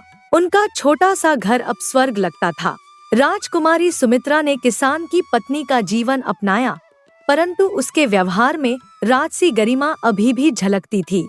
गांव के लोग उसे देवी के समान सम्मान देते थे और इस तरह सच्चे प्रेम की शक्ति ने समय, मृत्यु और श्राप पर विजय पाकर दो प्रेमी आत्माओं को फिर से मिला दिया था। धन्यवाद। अगली कहानी। गांव के बीचों बीच स्थित पुराने मकान में विमला अपने दो बेटों रमेश और विनोद के साथ रहती थी। उम्र के 60 साल पार कर चुकी विमला की आंखों में हमेशा एक चिंता दिखती थी, पैसे की चिंता। उसके लिए हर पैसा सोने के समान था, जिसे वह किसी भी हाल में खर्च नहीं करना चाहती थी। माँ जी, आज बाजार से क्या लाना है? रमेश ने एक सुबह पूछा। कुछ नहीं बेटा, विमला ने तुरंत जवाब दिया। घर में जो है उसी में काम चलाना है, पैसे पेड़ पर नहीं उगते। पिछले महीने रमेश की शादी रेखा से हुई थी। रेखा एक साधारण मध्यम वर्गीय परिवार से थी, जहां खाना पीना अच्छा होता था, लेकिन ससुराल आकर उसकी दुनिया ही बदल गई थी। रसोई में काम करते हुए रेखा ने आहिस्ता से कहा, हे भगवान, मैं कहाँ आकर फंस गई हूँ। यहाँ तो खाने के भी लाले पड़े हैं। क्या बड़बड़ा रही है कलमुही? विमला की तेज आवाज रसोई तक पहुँची। मुझे सब सुनाई देता है। देख तो कितनी मोटी हो गई है। शादी से पहले तो और भी मोटी थी ना? रेखा ने गहरी सांस लेते हुए कहा। माँ जी, जब से मैं यहाँ आई हूँ तब से तो मेरा 20 किलो वजन कम हुआ है। अरे वाह, तो मैंने तेरी सेहत सुधारी है, विमला ने व्यंग्य से कहा। वैसे भी तू अपने मायके ही चली जा, वहाँ जाकर मोटी हो जा। मैं बेकार में पैसे खर्च नहीं करूँगी। माँ जी, बेकार में खर्च करने की बात कौन कर रहा है? रेखा की आवाज में हताशा थी। कम से कम पेट भरकर खाना तो खिलाया जा सकता है। अरे तो मैंने तुझे खाना खाने से कब रोका है? विमला ने जोर से कहा। अब तेरी भूख ही 50 रोटी की है तो इसमें कोई क्या करे? यह सुनकर रेखा का गला भर आया। वह चुपचाप अपने कमरे में चली गई। उसे पता था कि इस लड़ाई में वह कभी नहीं जीत सकती। कुछ दिन बाद सुबह सुबह किसी ने दरवाजा खटखटाया। विमला ने देखा तो पड़ोसन सीमा खड़ी थी। अरे सीमा, तू यहाँ इतनी सुबह सुबह क्या काम है? विमला ने आश्चर्य से पूछा। राम राम चाची जी। सीमा ने हाथ जोड़े। मैं आपके छोटे बेटे विनोद के लिए एक अच्छा रिश्ता लेकर आई हूँ। विमला की आंखें चमक उठीं। वाह, यह तो बहुत खुशी की बात है। बता बता, कहाँ की लड़की है और कैसी है? मेरे मायके के पास ही रहती है, सीमा ने उत्साह से कहा। बहुत सुंदर और सुशील है, पढ़ी लिखी भी है और अच्छे घर की है। अच्छे घर की मतलब? विमला ने चालाकी से पूछा। मतलब दहेज भी अच्छा देंगे, सीमा ने इशारा किया। यह सुनकर विमला बहुत खुश हुई। चलो, मुझे तो शादी मंजूर है, पर एक बार विनोद से भी पूछ लूं। अरे उससे क्या पूछना, विमला ने हाथ हिलाया। वह मेरी मर्जी से ही शादी करेगा। कुछ ही दिनों में विनोद की शादी बबीता से तय हो गई। बबीता एक संपन्न परिवार से थी। उसने विनोद को पसंद किया था, इसलिए शादी के लिए हाँ कर दी थी। हालांकि उसे पता था कि विनोद का घर उतना अमीर नहीं है। शादी के दिन रेखा ने मन में सोचा, बेचारी बबीता कहाँ आकर फंसी है। अब इसे पता चलेगा कि स्वर्ग से सीधे नर्क में आना कैसा होता है। शादी के बाद बबीता जब पहली बार ससुराल आई तो सब कुछ नया लगा। अगली सुबह जब 7 बजे तक वह नहीं उठी तो विमला की आवाज गूंजी। अरे रेखा, अभी तक छोटी रानी बहू उठी नहीं? नहीं माँ जी, अभी तक तो नहीं उठी, रेखा ने धीरे से कहा। क्या उसे इस घर के नियम कानून नहीं पता? विमला ने जोर से कहा। माँ जी, बबीता अभी नहीं है, रेखा ने समझाने की कोशिश की। आप उसे कुछ दिन दीजिए, वो सब सीख जाएगी। अरे हमारे यहाँ तो पहले दिन से नियम चलते हैं, विमला ने तेजी से कहा। तू अपना ही देख ले। तभी बबीता नहाकर तैयार होकर आई। उसने पहले अपनी सास के पैर छुए, फिर जेठानी के। माँ जी, आज मेरा इस घर में पहला दिन है, बबीता ने मिठास से कहा। बताइए, मैं आप लोगों के लिए क्या बनाऊं? अरे कुछ नहीं बेटी, विमला ने झूठी मिठास से कहा। सारा काम रेखा संभाल लेगी, तू अभी नहीं है, बस देखती जा। ठीक है माँ जी, बबीता ने कहा और रेखा के साथ रसोई में चली गई। रसोई में रेखा ने कुकर में एक छोटी कटोरी दाल और भरपूर पानी डाला। अरे दीदी, यह क्या कर रही हो? बबीता ने हैरानी से पूछा। दाल बना रही हो या पानी? इसमें तो दाल कम और पानी ज्यादा है, रेखा ने दुखी आवाज में कहा। मुझे पता है छोटी, पर यहाँ खाना माँ जी की इच्छा के अनुसार ही बनता है। क्या यह कैसा खाना हुआ? बबीता ने आश्चर्य से कहा। हाँ छोटी, मुझे पता है तुझे शुरू में दिक्कत होगी, रेखा ने समझाया, फिर तू खुद ही समझ जाएगी। जब रोटी बनाने की बारी आई तो रेखा ने गिनकर सिर्फ 10 रोटियां बनाई। बस इतनी कम रोटियां? बबीता ने पूछा। हाँ, सभी 2-2 रोटी खाते हैं, रेखा ने कहा। क्या 2-2 रोटी? यह कैसा नियम है? नियम वियम कुछ नहीं छोटी, रेखा ने कड़वाहट से कहा। हमारी सास कंजूस है, इसलिए वो बचत करती रहती है। बचत? पर इस तरह बचत करने से क्या होगा जब हम सब भूखे ही रहेंगे? बबीता परेशान हो गई। मुझे नहीं पता छोटी, अब तू खुद ही देख ले, रेखा ने हताशा से कहा। बबीता मन में बड़ी परेशान हुई और अपने कमरे में चली गई। वहाँ उसने सोचा, हे भगवान, मैं कहाँ आकर फंस गई हूँ। मैंने तो सोचा था यहाँ आकर रानी बनकर रहूंगी, पर यहाँ तो खाने के भी लाले पड़े हैं। शाम को जब विनोद काम से लौटा तो उसने बबीता को परेशान देखा। क्या हुआ बबीता, तुम इतनी परेशान क्यों हो? विनोद ने प्यार से पूछा। बबीता ने सारी बात बताई। विनोद ने समझाया। अरे तुम परेशान क्यों हो रही हो? मैं बाहर से तुम्हारे लिए कुछ ले आऊंगा। यह सुनकर बबीता थोड़ी खुश हुई। अगले दिन शाम को विनोद बबीता के लिए चाट लेकर आया। जैसे ही वह अपनी पत्नी को देने वाला था, विमला ने आकर चाट ले ली। वाह वाह, मेरा बेटा चाट लाया है, विमला ने खुशी से कहा। चलो आओ सभी थोड़ी थोड़ी चाट खाएंगे। पर माँ, यह तो मैं बबीता के लिए, विनोद ने कहने की कोशिश की। अरे तो क्या यह सारी अकेली ही खा लेगी? विमला ने डांटा। इसमें तो बहुत सारी चाट है। यह कहकर विमला ने पहले खुद चाट खाई, फिर रेखा को दी। धीरे धीरे सभी ने एक एक चम्मच खाई। अंत में सिर्फ एक चम्मच बची। लो अब तुम भी खा लो, विमला ने बबीता को पकड़ाया। बबीता का गुस्सा फूट पड़ा। उसने चाट को फेंकते हुए कहा, अब क्या खाऊं? क्या मैं इन जूठे चम्मचों को चाटूं? मुझे नहीं पता था कि आप इतनी कंजूस हैं, पर मैं ऐसी कंजूसी में नहीं रहने वाली। यह कहकर बबीता गुस्से में अपने कमरे में चली गई। विमला को बहुत गुस्सा आया। अरे कल की आई लड़की मुझसे मुंह चला रही है। इस रेखा को देखो, 5 साल हो गए पर अभी तक इसने मुझसे कुछ नहीं कहा। माँ जी, बबीता नहीं है इसलिए परेशान मत होइए, रेखा ने कहा। मैं उसे समझाऊंगी। हाँ भाभी एकदम ठीक कह रही है, विनोद ने भी सहयोग किया। अगली सुबह बबीता ने रसोई में जाकर अपने लिए छोले चावल बनाने शुरू किए। अरे बबीता, क्या बना रही हो? रेखा ने पूछा। आज मेरा मन छोले चावल का था तो वही बना रही हूँ, बबीता ने कहा। पर छोले कहाँ से आए? हमारे घर में तो छोले हैं ही नहीं, रेखा ने आश्चर्य से कहा। मुझे पता है दीदी, छोले मैंने विनोद से मंगवा लिए थे, बबीता ने जवाब दिया। वाह, यह तो बहुत अच्छी बात है, रेखा खुश हो गई। आज कई सालों बाद मुझे भी छोले खाने को मिलेंगे। हाँ क्यों नहीं भाभी, आपका जितना मन है उतना खाइए, बबीता ने प्यार से कहा। तभी विमला आई और चिल्लाने लगी। हाय राम, बर्बाद कर दिया इस बहू ने तो। तुझे पता भी है छोले कितने महंगे आते हैं? हाँ मुझे पता है माँ जी, बबीता ने बेझिझक कहा। मुझे मत बताइए, वैसे भी मैं अमीर घर से हूँ तो यह मेरे लिए कुछ महंगा नहीं। अरे तू अमीर घर से है, मैं नहीं हूँ। विमला का गुस्सा बढ़ गया। क्यों मेरे घर को बर्बाद करने में लगी हुई है? अच्छा, मैं बर्बाद कर रही हूँ? बबीता का भी गुस्सा आ गया। जब हैसियत नहीं थी तो शादी क्यों की? मुझे क्या पता था कि आप इतनी कंजूस हैं। अरे इसे कंजूसी नहीं कहते, बचत कहते हैं, विमला ने चिल्लाकर कहा। बचत? हाँ मुझे मत बताइए कि कंजूसी और बचत क्या होती है, बबीता ने तेजी से कहा। मुझे अच्छे से पता है, मैं तो आज छोले चावल ही खाऊंगी बस। विमला गुस्से से घर से बाहर निकल गई और जोर जोर से चिल्लाने लगी। विमला की आवाज सुनकर सीमा दौड़ी आई।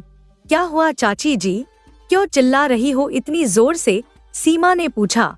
आजा, तेरी ही कमी थी, विमला ने गुस्से से कहा। आज तेरी वजह से ही यह सब हो रहा है। न तू इससे शादी कराती, न यह मेरा घर भंडारा बनाती। आप क्या कह रही हो चाची, क्या हो गया है? सीमा ने हैरानी से पूछा। विमला ने पूरी कहानी सुनाई। पर चाची, खाना खाना कौन सी बुरी बात है, सीमा ने समझाया। और वैसे भी बबीता अच्छे घर से है, तो क्या हुआ?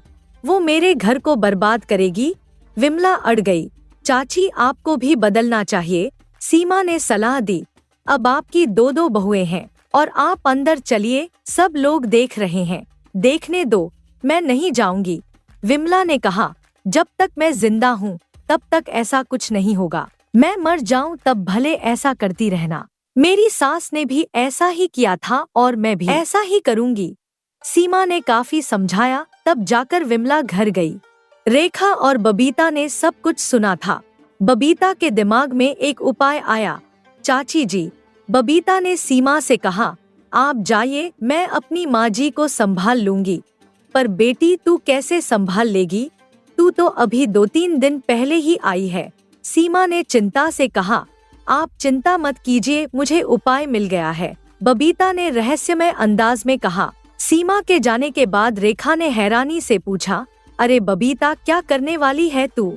बबीता ने रेखा के कान में अपनी योजना बताई। यह तुम क्या कह रही हो? रेखा घबरा गई। मुझे तो बहुत डर लग रहा है। अरे डरने की कोई बात नहीं, बबीता ने समझाया। वैसे भी कल मैं पगफेरे के लिए घर जाऊंगी, वहाँ से आने के बाद मेरा नाटक शुरू हो जाएगा। रेखा थोड़ी खुश हुई पर फिर भी डरी हुई थी। अगली सुबह बबीता अपने पगफेरे के लिए मायके चली गई। 2 दिन बाद जब वह वापस आ रही थी तो रास्ते में उसे अचानक जोर जोर से थाली बजने की आवाज सुनाई दी। अरे यह इतनी जोर से थाली कौन बजा रहा है? बबीता ने हैरानी से कहा। उसने गाड़ी से इधर उधर देखा पर कोई दिखाई नहीं दिया। तभी उसे एक पुराने पीपल के पेड़ के नीचे एक पीतल की थाली दिखाई दी। गाड़ी यहीं रोक दो, बबीता ने कहा, मैं अभी आती हूँ। वह गाड़ी से उतरकर पेड़ के नीचे गई। इधर उधर देखा तो कोई नहीं था। बड़ी अजीब बात है, उसने मन में सोचा। यह थाली यहाँ कैसे आ गई? यहाँ तो कोई नहीं है। एक अजीब सा आकर्षण महसूस करते हुए उसने थाली उठा ली और गाड़ी में बैठ गई। ससुराल पहुंचकर बबीता सीधे अपने कमरे में चली गई। विमला अभी भी उससे गुस्सा थी और बात नहीं कर रही थी। भाभी, मुझे चक्कर आ रहे हैं, बबीता ने रेखा से कहा। मैं अपने कमरे में जाकर आराम करती हूँ। हाँ बबीता, जाओ आराम करो, रेखा ने कहा। शाम को आ जाना, कहीं जाने की जरूरत नहीं, विमला ने तेजी से कहा। बहाने बना रही है और कुछ नहीं। माँ जी, अभी वो सफर से लौट कर आई है, रेखा ने समझाया। थक गई होगी, आराम कर लेने दीजिए। शाम हुई पर बबीता अभी भी नहीं उठी। विमला को फिर गुस्सा आया। मैंने कहा था न, यह बहाने बना रही है, वह बड़बड़ाई। शाम हो गई पर अभी तक नहीं उठी। तभी अचानक बबीता के कमरे से जोर जोर से चिल्लाने की आवाजें आने लगी। विमला और रेखा दौड़कर कमरे में गए तो देखा कि बबीता फर्श पर बैठी हुई थी। उसकी आंखें अजीब तरीके से चमक रही थी। माँ जी, यह बबीता इस तरह फर्श पर क्यों बैठी है? रेखा ने डरते हुए कहा। मुझे नहीं पता, विमला भी घबरा गई। जा तू देख कर आ। तभी बबीता ने कड़क आवाज में कहा। अरे ओ कलमुही, क्या कर रही है? चल मेरे पैर छू। कितने सालों बाद मैं यहाँ आई हूँ। दोनों औरतें हैरान रह गईं। यह आवाज बबीता की नहीं थी। माँ जी, यह बबीता ऐसी क्यों बात कर रही है? रेखा ने कांपते हुए पूछा। विमला का चेहरा पीला पड़ गया। यह आवाज और बात करने का तरीका बिल्कुल उसकी सास जैसा था। तुझे सुनाई नहीं दिया कलमुही? बबीता ने फिर कहा। तुझसे ही कह रही हूँ विमला, चल पैर छूकर प्रणाम कर। इतने सालों बाद यहाँ आई हूँ, अपनी सास की बिल्कुल इज्जत नहीं करनी आती तुझे? विमला के होश उड़ गए। यह तू क्या कह रही है बबीता? पागल हो गई है क्या? मैं बबीता नहीं, तेरी सास हूँ, राधा। आवाज में अधिकार था। भूल गई क्या मुझे? मुझे पता है, मेरे जाने के बाद तुझे बहुत खुशी हुई थी ना? नहीं, ऐसा कुछ नहीं है माँ जी, विमला कांपते हुए बोली। आपको गलतफहमी हुई है। मुझे गलतफहमी क्यों होगी? बबीता की आवाज में पुरानी कड़वाहट थी। तुझे पता भी है, मैं इसी घर में कई सालों तक भटकती रही। आज जब यह जंगल से आ रही थी तो मैं इसके पीछे पीछे चली आई। सोचा तुझसे मिलूंगी, पर लगता है तुझे बिल्कुल खुशी नहीं हुई। नहीं, मुझे तो बहुत खुशी हुई है, विमला घबराहट में बोली। आप इस तरह नीचे क्यों बैठी हैं? ऊपर बैठिए ना। अरे तुझे पता नहीं, मुझे नीचे ही बैठना अच्छा लगता है, बबीता ने कहा। यह क्या कह रही है बबीता? रेखा काँप रही थी। कहीं सच में आपकी सास का भूत? हाँ, मुझे भी ऐसा ही लग रहा है। विमला की आवाज काँप रही थी। बात तो वैसे ही कर रही है, अब तो यह मेरा जीना हराम कर देगी। दोनों कमरे से बाहर आ गईं। विमला बुरी तरह परेशान थी।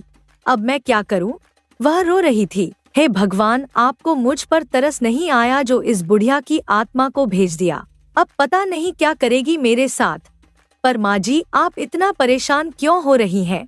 रेखा ने कहा, आप दोनों की जोड़ी तो खूब मिलेगी, क्योंकि आपकी सास भी तो आप जैसी ही कंजूस थी ना।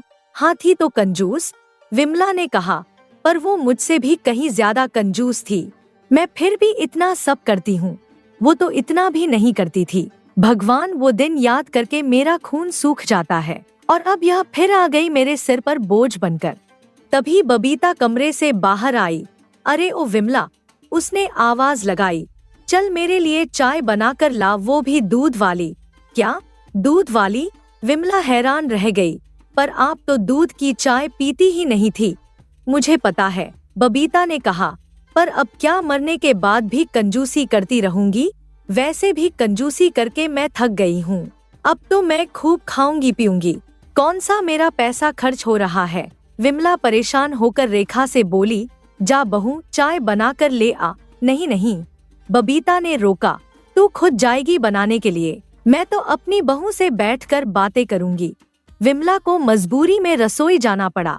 चाय बनाते हुए वह बड़बड़ाई, हे भगवान, क्या दिन आ गए हैं। इस बुढ़ापे में भी काम करना पड़ रहा है। इधर बबीता ने रेखा से कहा, देखो मेरे कमरे में एक थाली रखी है, वो जादुई थाली है, उससे तुम जो भी मांगोगी तुम्हें मिल जाएगा।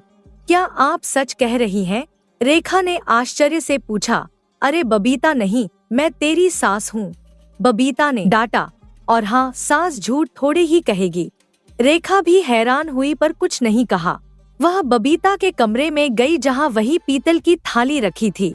हे भगवान, रेखा ने कहा, अगर यह सच में जादुई थाली है तो आज मुझे खीर पूरी मिल जाए।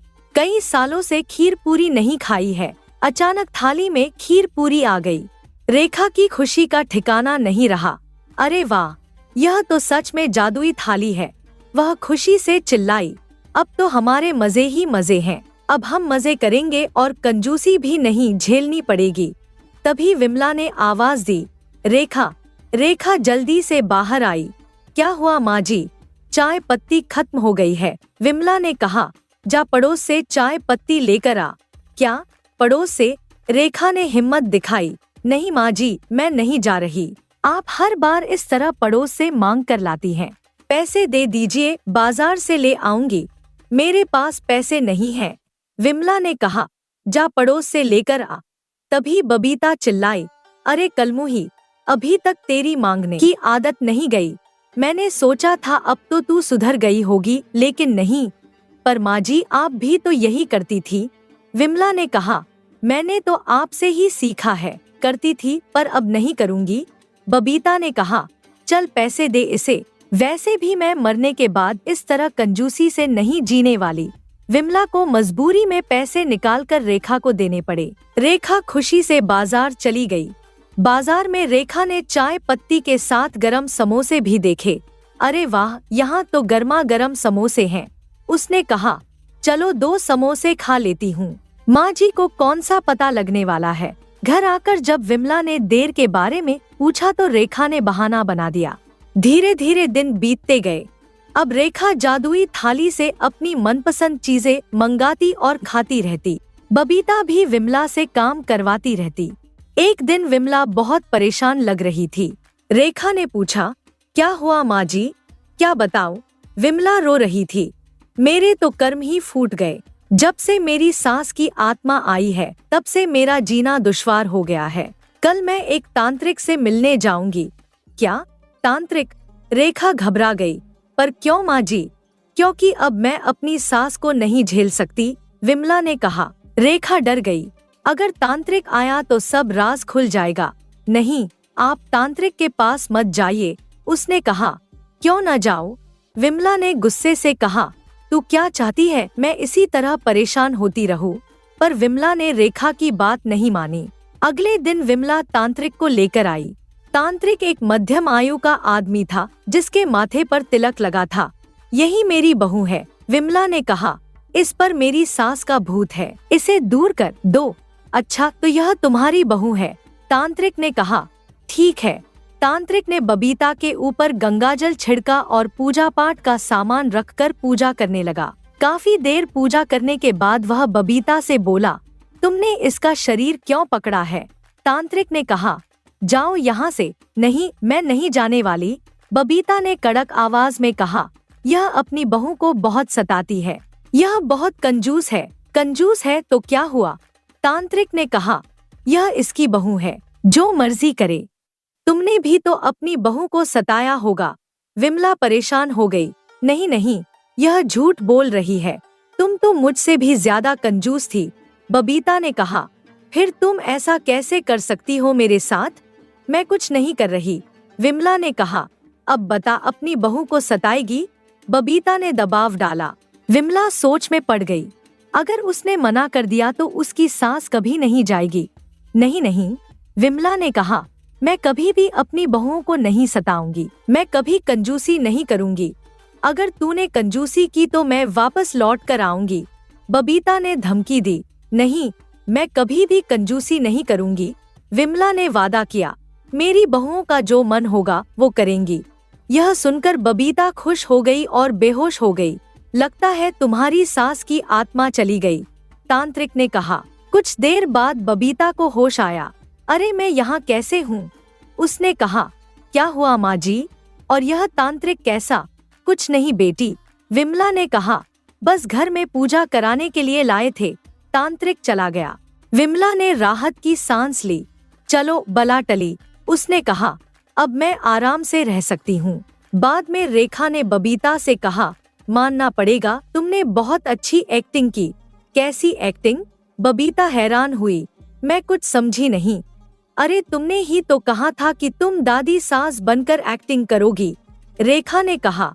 और मानना पड़ेगा, ऐसा लग रहा था जैसे तुम्हारे अंदर सच में दादी सास की आत्मा हो। बबीता और भी हैरान हुई। पर मैंने तो कोई एक्टिंग नहीं की। क्या? यह तुम क्या कह रही हो? रेखा भी चौंक गई। घर से लौटने के बाद मुझे याद है कि मैं गाड़ी से आ रही थी, बबीता ने कहा। तभी एक पेड़ के नीचे मुझे एक थाली मिली। उसके बाद क्या हुआ मुझे कुछ याद नहीं।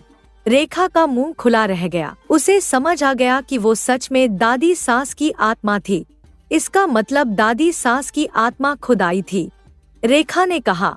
और उन्होंने ही तुम्हें यह जादुई थाली दी। रेखा ने बबीता को सारी बात बताई।